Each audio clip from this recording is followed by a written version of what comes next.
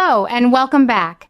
It started with those puzzling symptoms that struck both Drew and Brennan at almost the same time. At first, they looked like ordinary strokes, the kind that make any family hold its breath. But Liz and Dante began to notice details that did not quite fit the usual pattern. Liz, with her years of quiet observation at the hospital, saw the similarities in how the episodes progressed, while Dante, always methodical in his work, started connecting the medical reports to other incidents around town. Watching them piece things together felt familiar in the best way, like those older medical mysteries where the hospital and the police station seemed to share the same revolving door. Yet this time, the collaboration carried a sharper edge because the symptoms appeared too deliberate, too targeted. I found myself asking why these two men in particular, and the answer the show is slowly revealing feels more personal than any epidemic storyline from years past. The way Liz's nursing instincts and Dante's investigative persistence now point to something intentional has created a quiet but powerful partnership, one that proves how the program still knows how to blend the professional and the emotional without ever feeling forced. Then came the moment that changed the temperature of the entire story. When Liz found that unusual bottle inside Willow's bag, the truth began to surface in a way that left little room for doubt. Willow had been secretly giving Drew something that brought on those stroke-like effects, all to keep him from telling what he knew about a shooting she had tried so hard to hide. For a character who has carried so much quiet strength through illness and family upheaval, this revelation lands with real weight. It is not the Willow we have rooted for through quieter struggles. It is someone pushed to a place where fear overrides everything else.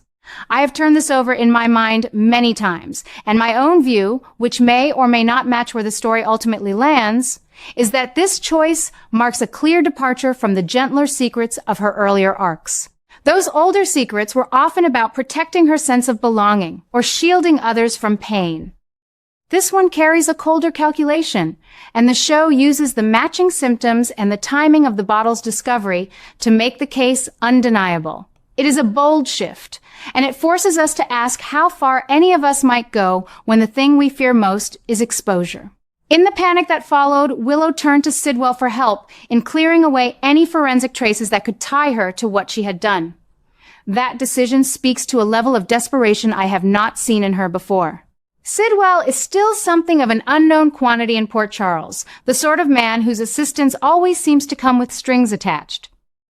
Reaching out to him, rather than to someone closer, someone with genuine ties to her life, already signals how isolated she has become inside her own fear. To me, this choice highlights a difference from the original shape of her storylines, where family or trusted friends usually formed the circle she leaned on.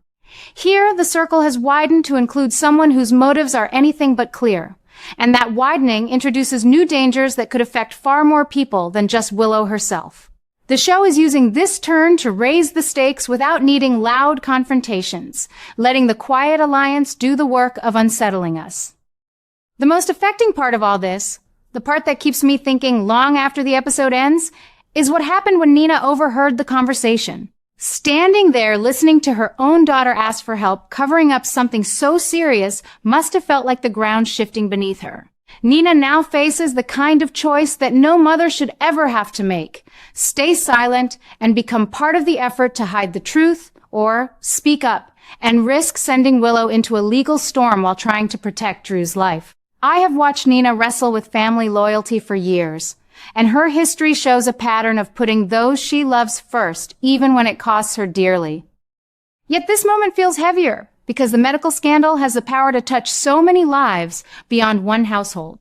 My personal reading, which could easily be proved wrong as the weeks unfold, is that Nina will begin by trying to shield Willow, perhaps believing she can manage the situation quietly and spare everyone the worst. That path, however, seems destined to create an even larger disaster, because the evidence Liz and Dante have already gathered is not the sort that disappears easily. The choice Nina makes will decide who carries the legal consequences and who gets to move forward, and the show is letting that weight settle slowly, so we feel every layer of it. As events move forward, it now appears Dante will be the one to arrest Willow, and this development carries its own particular intensity. There is an almost obsessive focus in how the case is being pursued. Whether that focus belongs to Dante's professional drive or to the larger hunger in Port Charles to understand how a medical crisis became something criminal. Arrests in this town have always carried extra weight because the people involved are rarely strangers to one another, and this one promises courtroom scenes that will test relationships already stretched thin. The obsession feels new because it centers on a medical cover-up rather than the usual business or personal vendettas. Yet it still echoes older stories where one person's secret threatened to pull an entire circle down with it. Watching the pieces line up for that arrest has the same slow-building pressure that made classic GH episodes so hard to turn away from. At the same time, we are being told that Brennan and Drew will recover from the symptoms that frightened everyone. Relief comes, yet the show is quick to remind us that recovery is rarely the end of the trouble. A new disaster is already forming around the edges of that good news, perhaps in the form of lingering effects, or in the way the attempted cover-up begins to surface publicly, or in fresh revelations about why the poisoning happened in the first place. This rhythm of danger, giving way to temporary safety, only to reveal another threat underneath, is one of the oldest patterns in Port Charles storytelling. But it lands differently now because the characters carry so much shared history. The disaster feels fresh because it grows out of the very efforts to contain the first crisis, proving once again that secrets rarely stay buried when so many lives intersect. What I keep returning to is how this entire sequence feels both surprising and deeply rooted in the show's long tradition.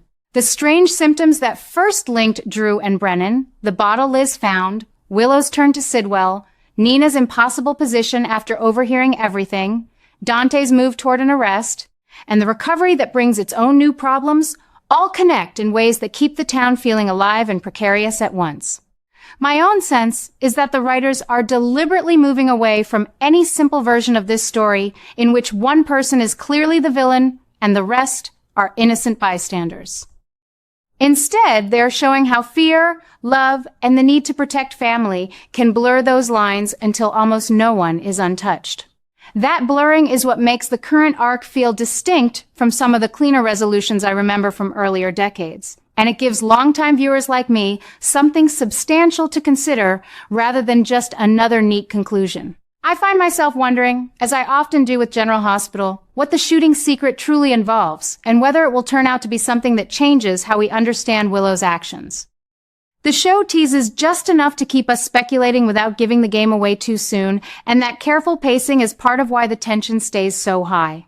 At the same time, I wonder how Nina's choice will ultimately land with the people around her. Will the town see her as a mother doing what mothers sometimes do, or as someone who crossed a line that cannot be uncrossed? These questions do not have quick answers, and the program seems content to let them linger so the emotional cost can be felt fully. Through all of it, the hospital remains the steady center, the place where Liz's quiet discoveries happen and where Drew and Brennan's recoveries will be managed.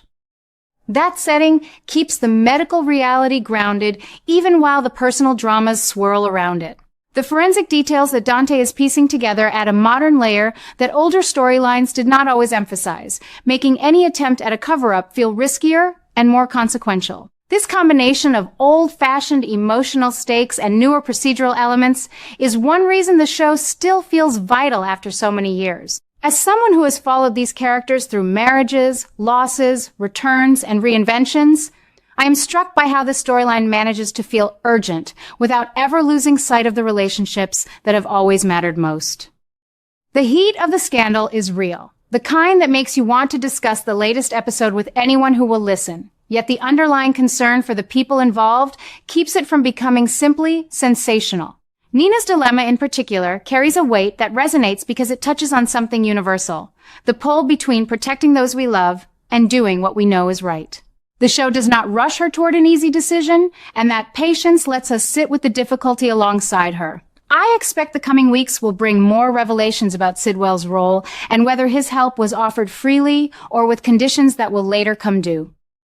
If my reading is correct, his involvement may turn out to be less about rescuing Willow and more about creating leverage for himself, which would add yet another layer to the new disaster already forming. That possibility would further distinguish this arc from simpler original plots, where outside figures usually served one clear purpose. Here, the entanglements keep multiplying, and the result is a story that feels larger than any single crime or cover-up. In the end, what stays with me is the sense that General Hospital continues to trust its audience to handle moral complexity.